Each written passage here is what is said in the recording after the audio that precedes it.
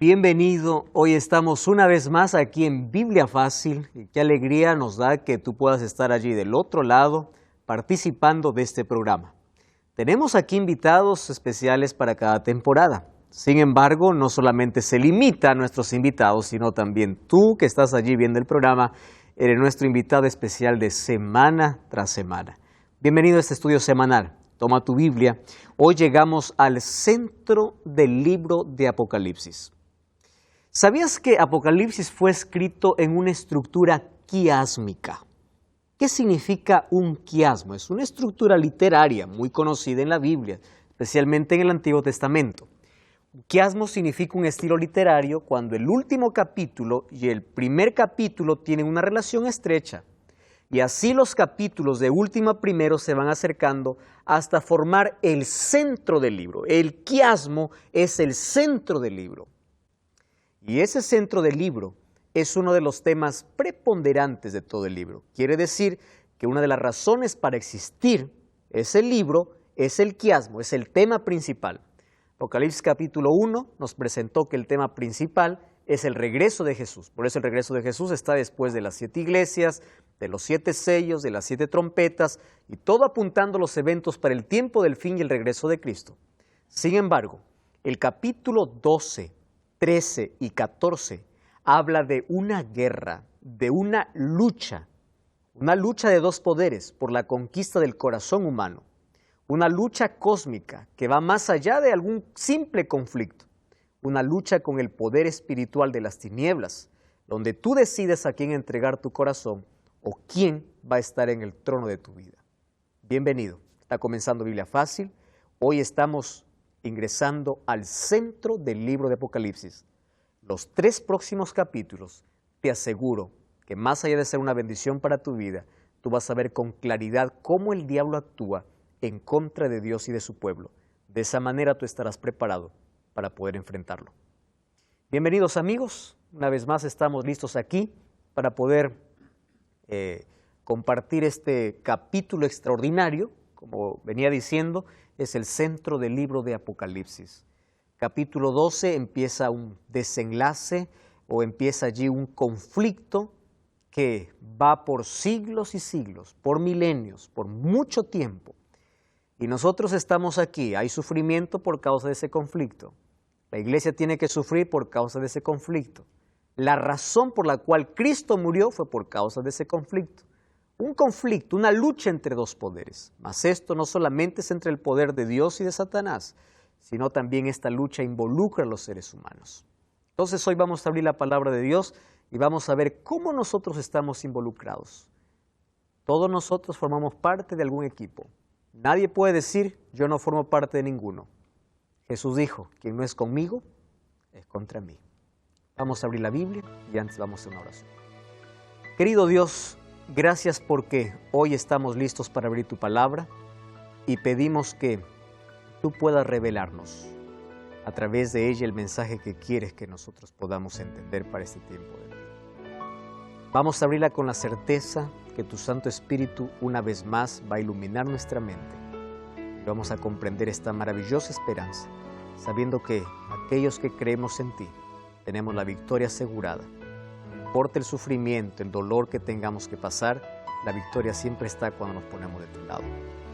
Gracias por hacernos vencedores, no por nuestros méritos, sino por tu sangre. Abrimos tu palabra con esa seguridad de que vamos a encontrar la victoria en Cristo. En nombre de Jesús. Amén. Apocalipsis capítulo 12. ¿Sí? Vamos a Apocalipsis capítulo 12. Allí vamos a encontrar un tema extraordinario.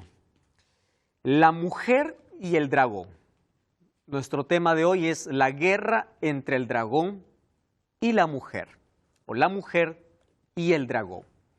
Sabemos que Apocalipsis es un libro simbólico, entonces el 80% de su contenido son símbolos que tenemos que ver qué representan, qué simbolizan, o qué representa cada símbolo, y su base está en la misma Biblia porque la Biblia interpreta de qué se trata cada símbolo.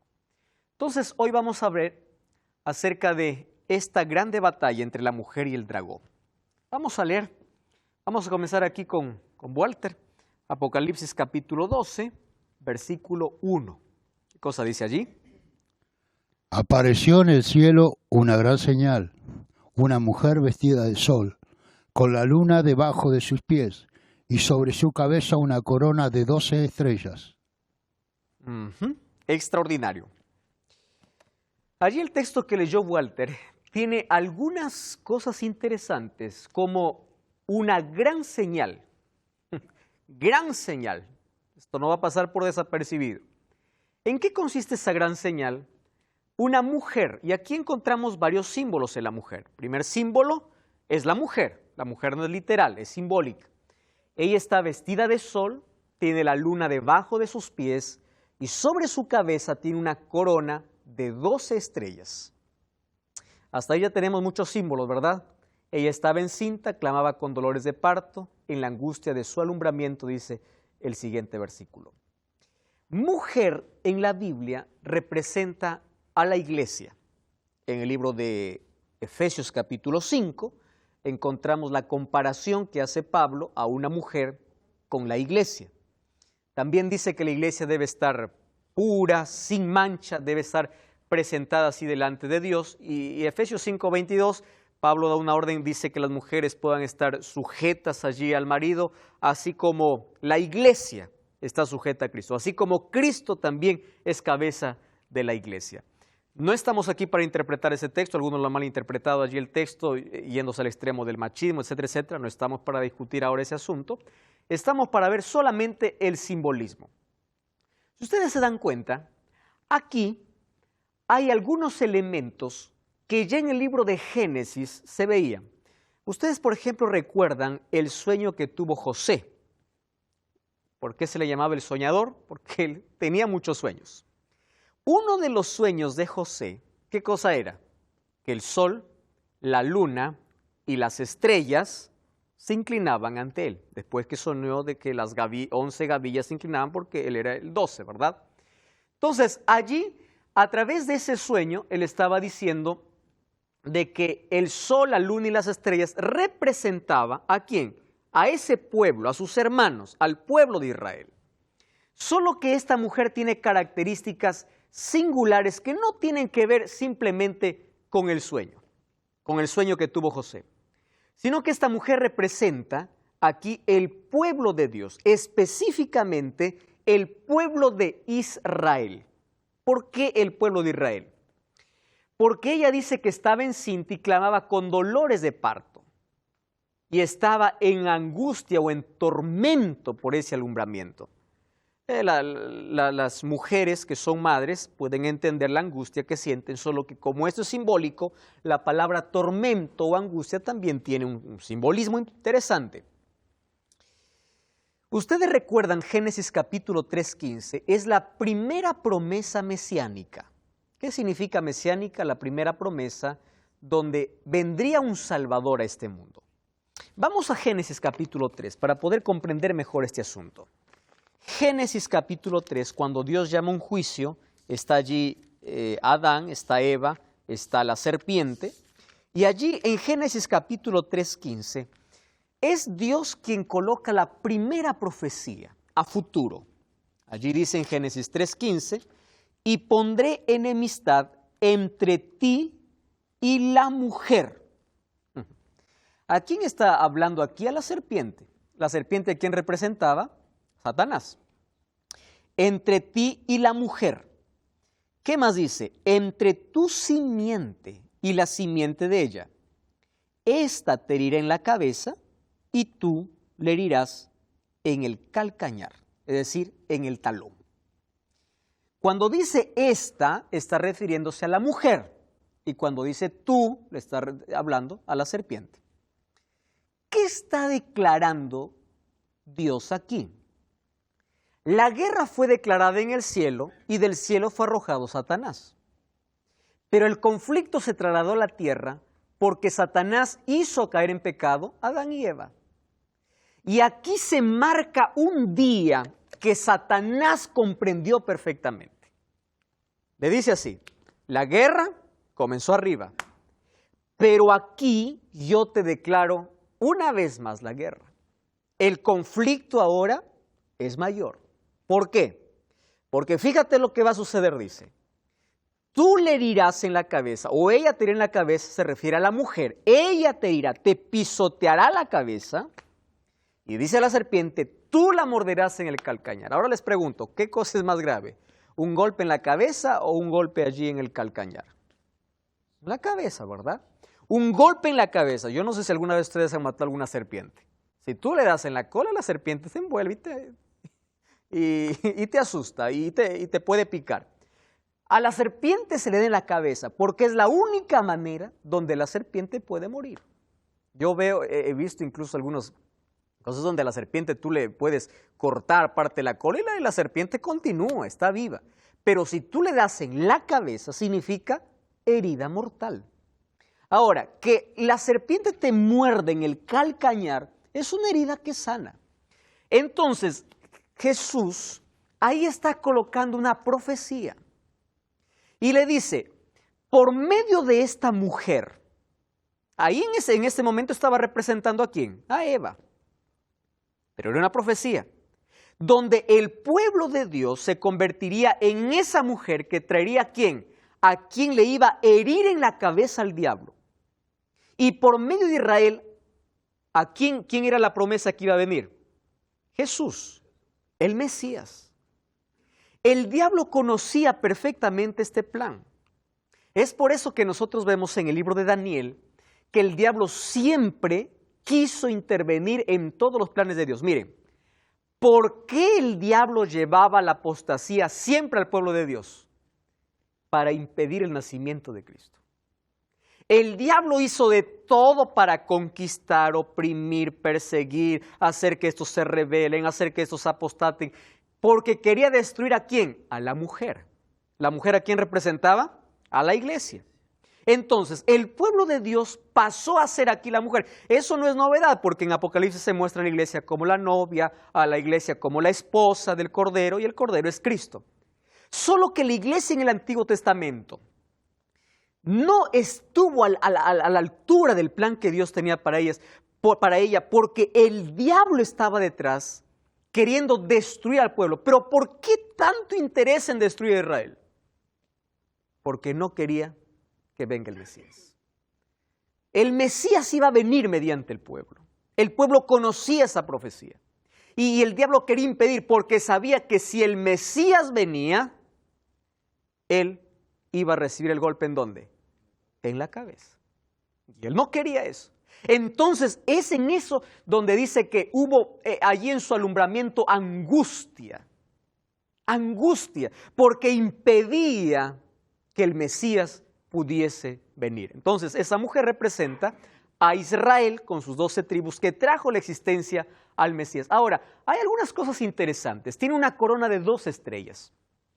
Simboliza el triunfo del pueblo de Dios. Simboliza 12, también representa las 12 tribus de Israel. Y los 12 fundamentos de la ciudad, representan los 12 apóstoles. Esta es una mujer virgen, dice, vestida del sol, simboliza la gloria que rodea a la iglesia, es decir, el evangelio de Cristo.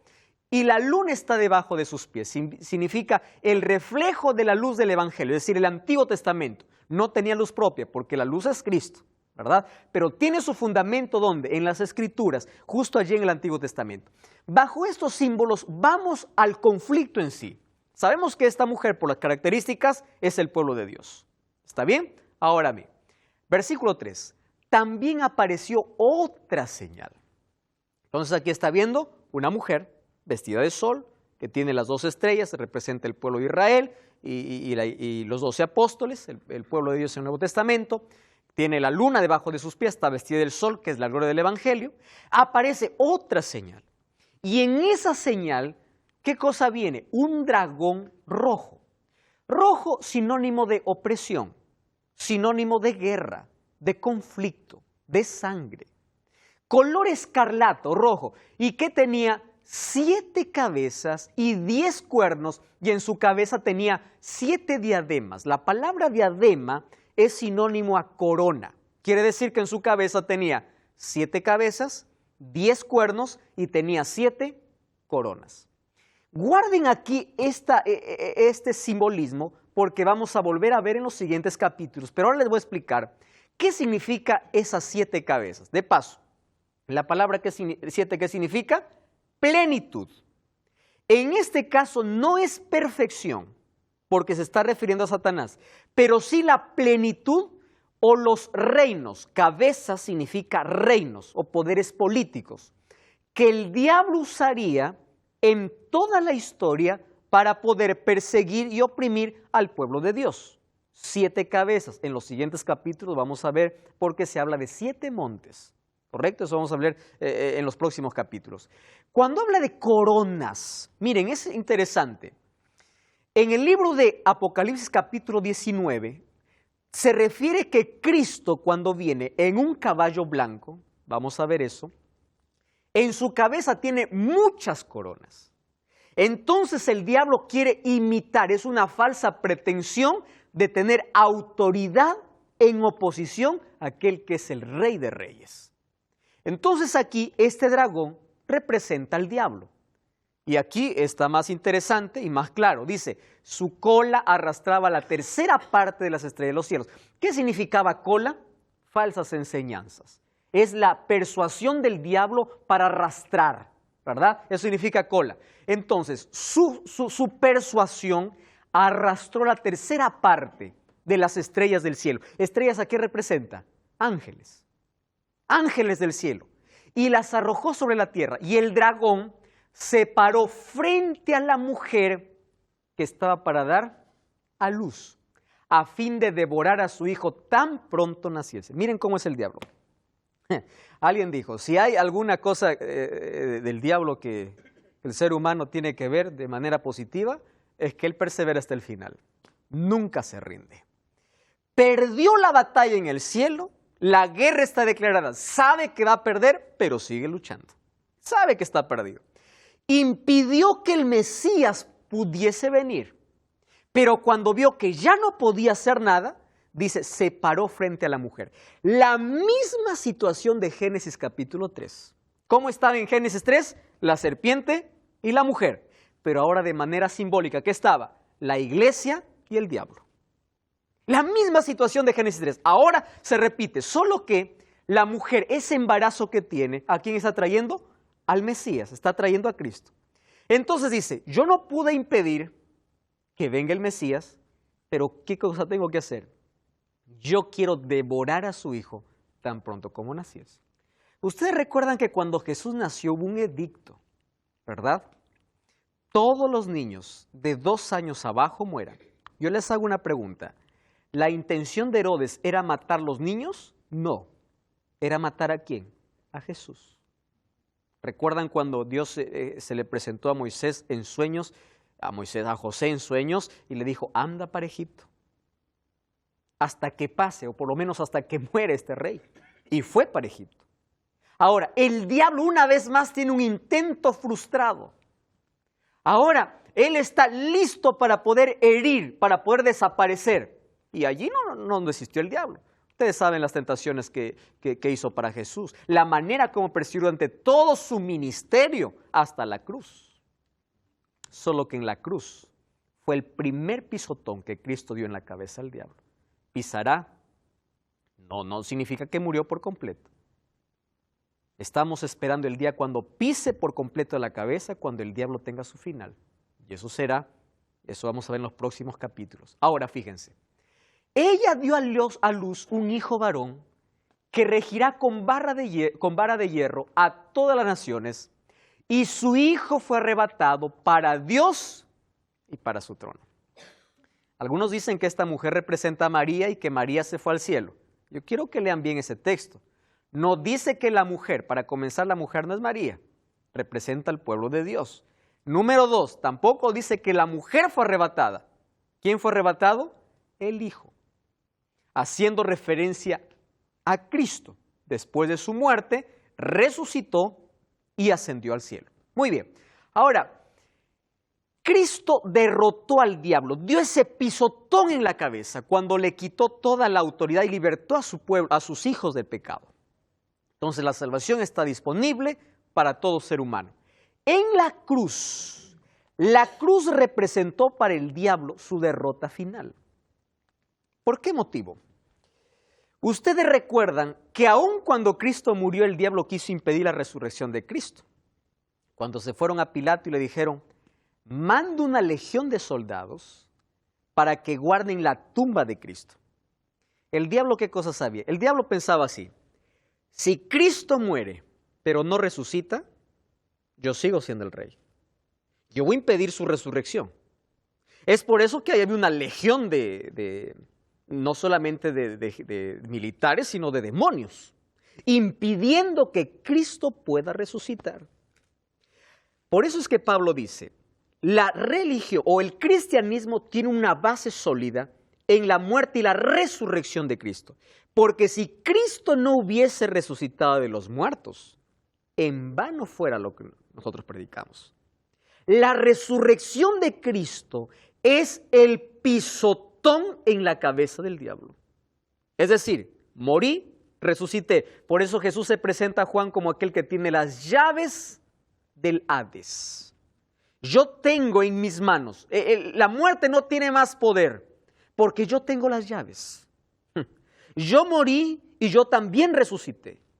Ahora, con la muerte de Cristo no solo representó para Satanás su derrota final, sino que aquí hay algunos elementos interesantes. Fíjense ahí lo que dice el versículo 7. 12, versículo 7. Hubo una guerra en el cielo, Miguel y sus ángeles. Miguel es el título de Cristo, ¿correcto? Cada vez que habla Miguel en la Biblia, Miguel, su significado es quien como Dios. Miguel es el título que Cristo toma cuando está en lucha, en batalla, cuando pelea por sus hijos. Dice, hubo una batalla en el cielo. Miguel y sus ángeles luchaban contra el dragón. Y luchaba el dragón y sus ángeles. Pero no prevalecieron, ni se halló ya lugar para ellos en el cielo. Versículo 9. Presten atención a este texto, que esto es algo extraordinario. Dice allí entonces el siguiente versículo, capítulo 12, versículo 9. Fue lanzado fuera el gran dragón, la serpiente antigua que se llama Diablo y Satanás, el cual engaña al mundo entero, fue arrojado a la tierra y sus ángeles fueron arrojados con él. Presten atención aquí. ¿En qué momento coloca que el diablo es arrojado del cielo? Después que Cristo subió al cielo. Porque primero, ¿qué cosa coloca? El nacimiento de Jesús, la muerte de Jesús y la ascensión de Jesús. Porque el versículo anterior dice que fue arrebatado ¿quién? El Hijo. Y después nos cuenta que la iglesia fue perseguida. A eso vamos a volver. Dice que allí hay una guerra en el cielo. El diablo fue arrojado 2 veces, pero me llama la atención aquí la palabra, el versículo 9.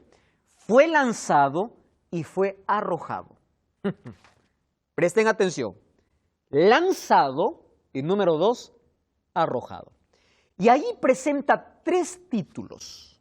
Número 1, serpiente antigua, haciendo referencia al jardín del Edén. Número 2, diablo. ¿Qué significa diablo?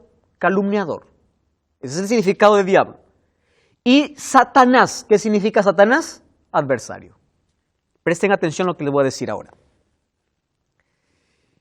Antes de que Adán y Eva puedan pecar, el diablo fue lanzado. ¿Correcto? Lanzado. Fue echado del cielo. Solo que aquí hay un énfasis especial. Lanzado y ¿qué más? Y arrojado. Ahora, aunque el diablo fue lanzado del cielo, hasta la muerte de Cristo, el diablo todavía tenía acceso a los lugares celestiales. ¿Quieren para comprobarles? Job, capítulo 1. ¿Dónde está esa escena? En el cielo. Cuando Job ya existe. Y cuando Job existe, ya el pecado existía. Porque Job existe después de Adán. ¿O no es así? No.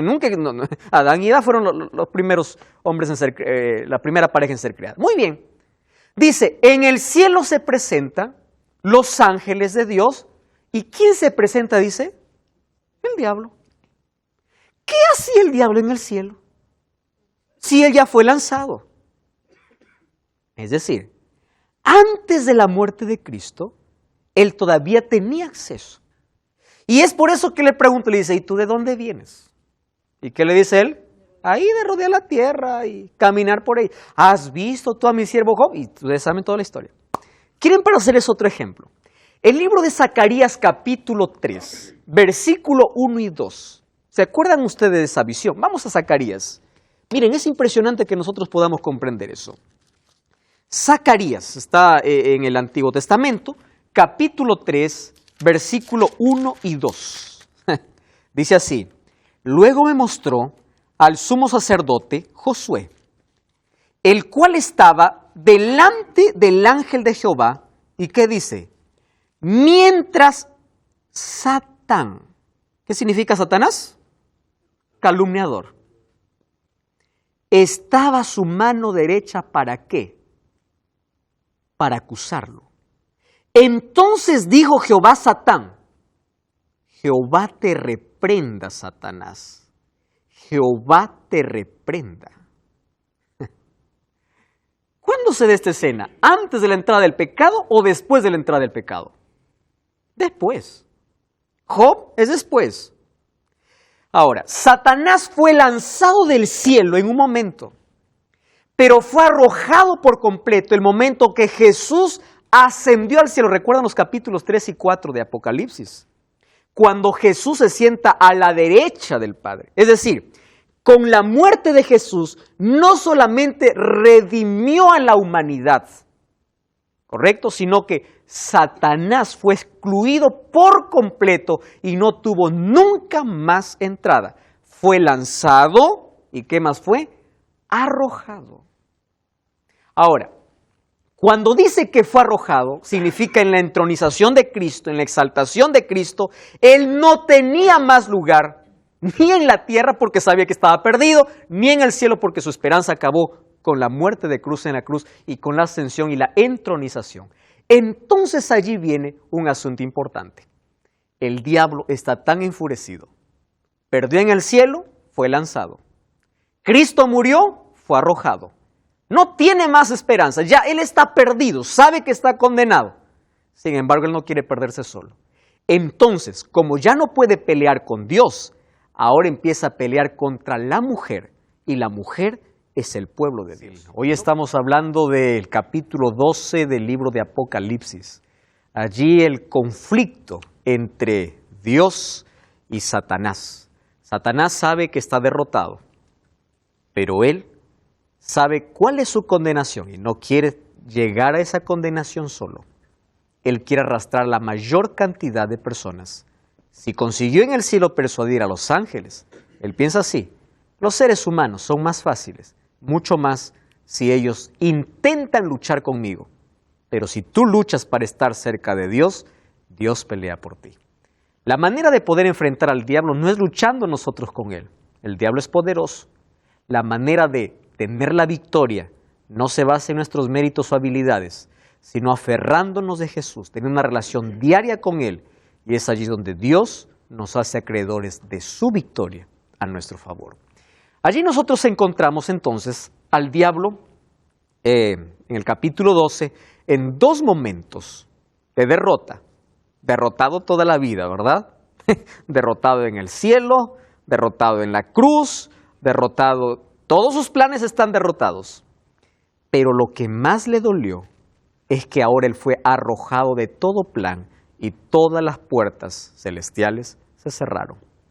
Hasta la cruz tenía acceso. Después de la cruz, nunca más él sabe que está condenado a morir. Ahora fíjense, su ira es tanto. Ahora, para poder comprender mejor ese asunto, miren lo que dice Apocalipsis capítulo 12. Ahí el versículo 10. Miren cómo celebra el cielo. El cielo celebra así. Oí una gran voz del cielo que decía, ahora ha venido la salvación, el poder y el reino de nuestro Dios y la autoridad ¿de quién? De su Cristo. Porque ha sido expulsado. ¿Qué? ¿Acaso no fue expulsado primero? No, ahora sí definitivo. Ahora fue expulsado, ¿quién? el acusador de nuestros hermanos. Cuando habla de hermanos, ya está hablando que había seres humanos en el cielo, refiriéndose a los 24 ancianos. Y miren la declaración que hace. Él los acusaba delante de Dios día y noche. ¿Cómo cantaban los seres en el cielo? Día y noche. ¿Qué cosa decían día y noche? Santo, santo, santo, santo. Mientras los seres celestiales decían santo, santo, santo, el diablo estaba acusando, acusando y acusando. No estaba, ni siquiera había paz ahí. Ahora dice el versículo 11, ellos lo han vencido por medio de la sangre. ¿De qué está hablando? Después de la muerte de Cristo. Por medio de la sangre del Cordero y de la palabra del testimonio de ellos que menospreciaron sus vidas hasta la muerte. Ahora dice, alegraos cielos, el diablo está excluido para siempre, pero pobre de ti tierra. ¿Verdad? Alegraos cielos y los que moráis en ellos. Pero dice, ay de los moradores de la tierra y del mar. Porque ya que el diablo fue excluido por completo, ahora ha descendido con grande ira, sabiendo que tiene poco tiempo. Se acabó toda su ilusión, su esperanza, se acabó todo. Ahora, de tanta derrota, dice, ya no puedo pelear con Dios, ¿no? Sí, ya, estoy derrotado en todo lado.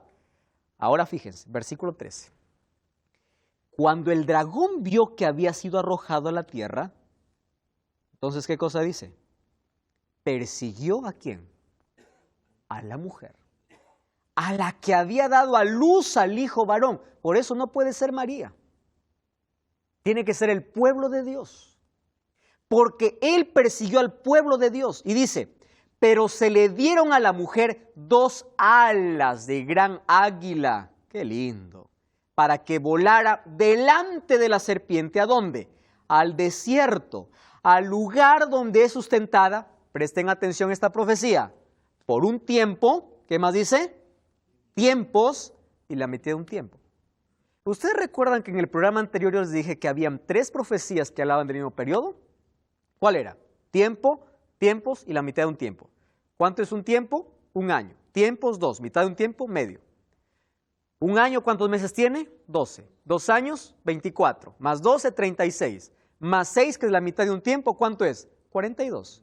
Es decir, tiempo, tiempos y la mitad de un tiempo equivale a 42 meses. Multiplicamos 42 por 30 días que trae el mes, ¿cuánto es? 1260 días. Es decir, 3 tiempos y medio, 42 meses y 1260 es la misma profecía. ¿De qué está hablando? De la Edad Media, cuando el pueblo de Dios fue perseguido. Desde el año 538 hasta el año 1798. ¿Qué sucedió en el año 1798? El Papa Pío VI fue preso, se le quitó toda la autoridad papal, pero Mussolini le devolvió nuevamente la autoridad unos años después, eso veremos en los siguientes capítulos, y aquella herida mortal parece que fue sanada. Bueno, eso es otro tema. Ahora fíjense, el diablo sabe que no puede pelear con Jesús. No puede pelear con Dios, ya fue derrotado una vez, fue derrotado otra vez. Ahora entonces su ira contra la mujer, contra el pueblo de Dios. Cuando dice que se le dieron alas de gran águila, ¿a qué se está refiriendo? Que el pueblo de Dios, para librarse de esta persecución, ¿a dónde tuvo que ir? Al desierto, a los lugares sólidos, allá a los lugares alejados. ¿Por qué motivo? Fíjense. La mujer huyó al desierto, donde tiene lugar preparado. Fíjense el versículo 6, ahí lo dice con tanta claridad. La mujer huyó al desierto, donde tenía un lugar preparado por Dios para ser sustentada ¿por cuánto tiempo? 1260 días. Está hablando del mismo periodo de tiempo, tiempos y la mitad de un tiempo, que equivale a 1260 años. Toda la Edad Media, 538 a 1798.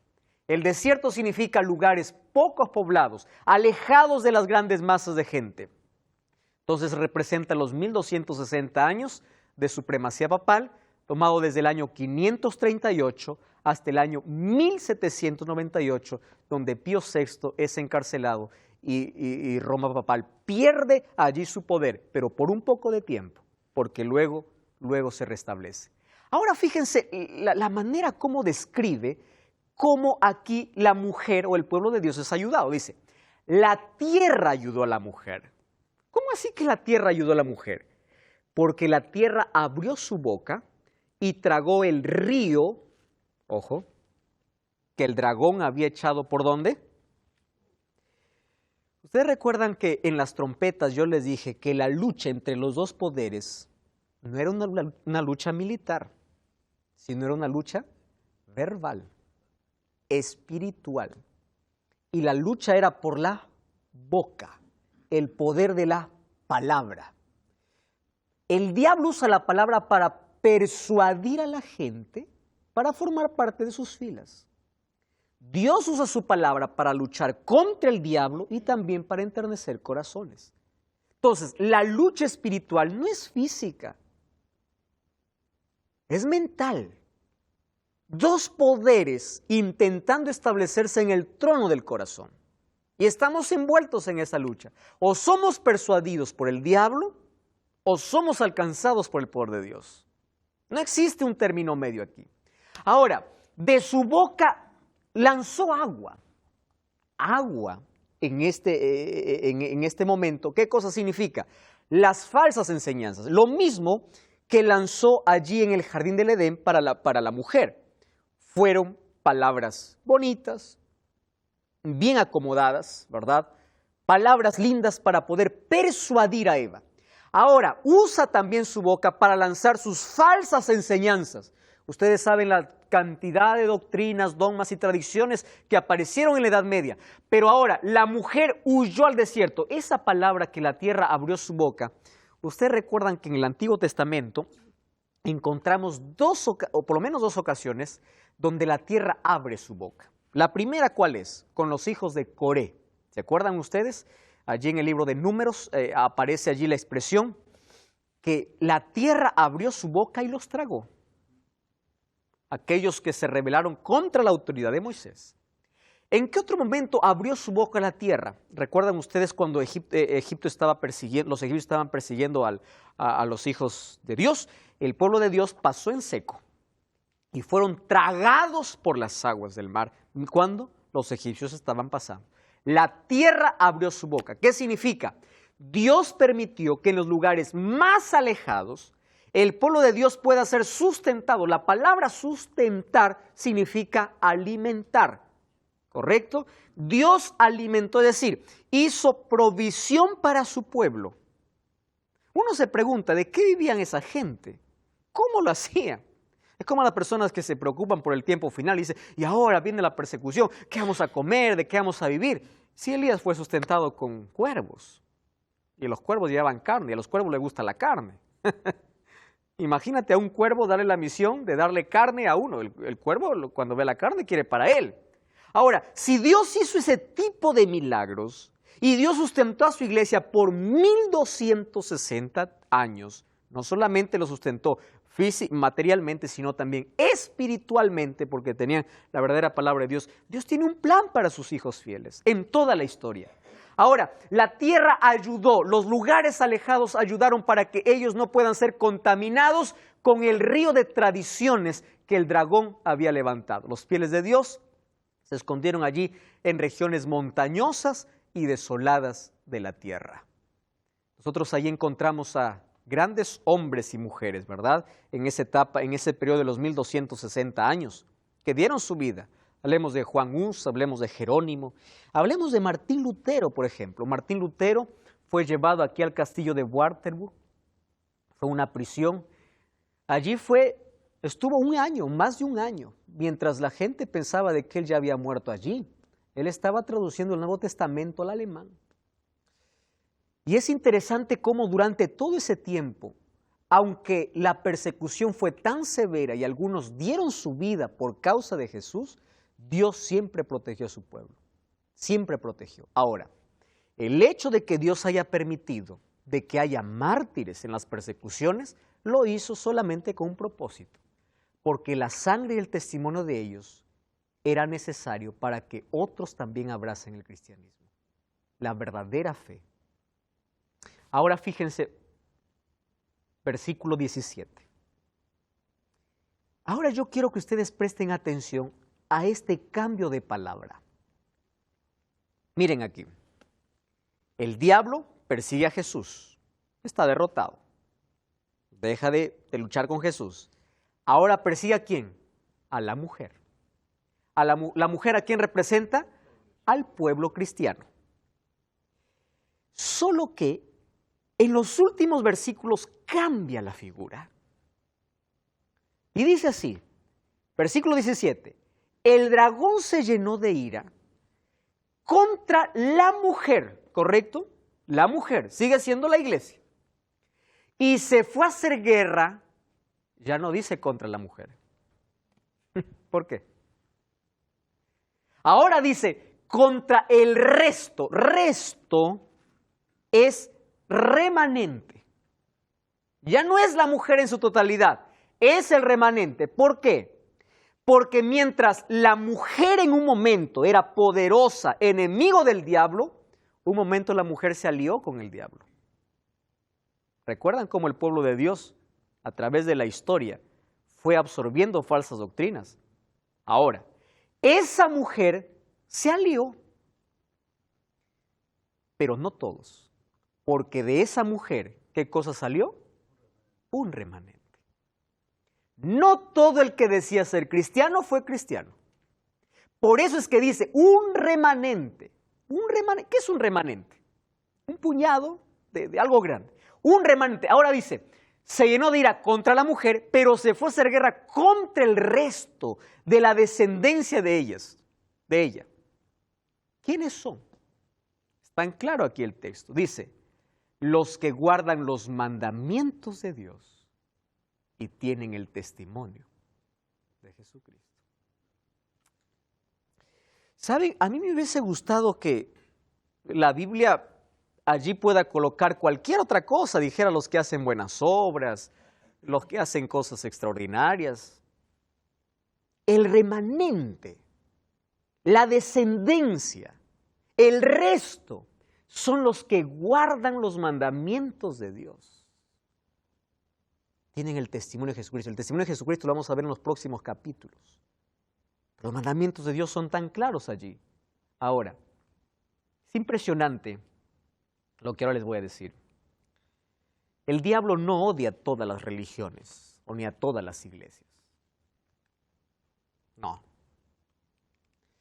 Porque hay algunas de ellas que proclaman las doctrinas que él proclama. Es decir, hay muchos que toman la Biblia y en nombre de la Biblia predican falsedades. Hay muchos que agarran la Biblia y pueden llenar una iglesia, pero no para dar el alimento espiritual, sino el agua que echó de la boca del dragón, que son las falsas enseñanzas. La ira del diablo no es con todo aquel que dice ser cristiano ahora, porque no es con la mujer en general. ¿Es con quién? Con el remanente. Los que guardan los mandamientos de Dios y tienen el testimonio de Jesús. ¿Cuándo ocurriría esto? ¿Cuándo aparecería el remanente? Recuerden lo que dice Apocalipsis. Después de los 1260 años. En esos 1260 años persiguió ¿a quién? A la mujer. Pero después de los 1260 años, ¿cuándo se cumplió 1260 años? 1798. Después de eso, ¿a quién persigue? A un remanente. Quiere decir que después de 1788, ¿qué cosa se levantaría? Un remanente. Y eso nosotros vimos en el capítulo anterior. En el capítulo 10 del libro de Apocalipsis. Este remanente sería levantado después de los 1260 años. ¿Por qué? Para predicar un mensaje que fue durante más de 1200 años oscurecido. Surgiría después de los 1260 años, sería un remanente que guarda los mandamientos y tiene el don profético. Dos características. ¿Saben qué cosa es lo que me gusta de todo eso? Es que Dios no colocó en la Biblia un nombre para un remanente. No dijo el remanente va a tener este nombre, porque hay iglesias que se llaman el remanente. Dios colocó características. Y esas características son los que guardan los mandamientos de Dios y tienen el testimonio de Jesucristo. Entonces yo te pregunto, ¿formas parte de ese remanente? ¿Eres parte de ese remanente? El diablo no está odiando a todas las iglesias. El diablo no está odiando a todo el que dice ser cristiano. No, especialmente a aquella iglesia que busca ser fiel a Dios, que busca obedecer a Dios en respuesta a la gracia que recibió. La salvación no es por guardar los mandamientos, pero guardar los mandamientos en el tiempo del fin significa una distinción del remanente.